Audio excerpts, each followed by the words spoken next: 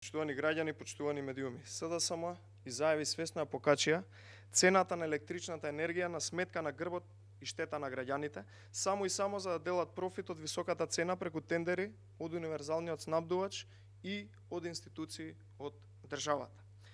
За сметка на тие профити кои ги дели Струмичката агенција за обезбедување со заеви, за кои што имаме сериозни сомнежи, над 21 милион евра, граѓаните живеат во сиромаштија.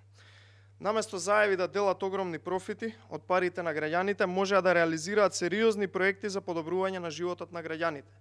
Со овие пари можеа да реконструираат болници, клиники или да се изградат нови болници. Со 21 милион евра ќе можеше да се купат над 50 возила за брза помош, кои што ги имаа најавувано и пред да дојдат на власт. Со овие пари може да се реконструираат училишта и градинки, или пак поедноставно да се изградат нови над 10 училишта или нови над 20 градинки.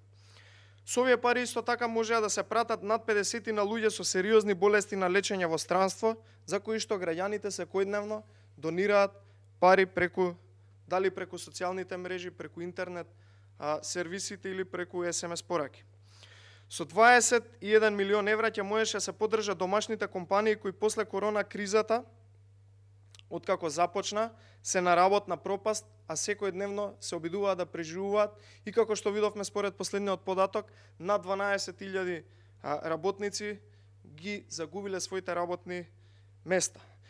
Со овие пари ќе може да се реконструираат стотици километри патишта кои граѓаните секојдневно ги возат, односно ги кршат своите возила. Почитувани, ова е начинот на работа на СДСМ, заеви нивните фирми.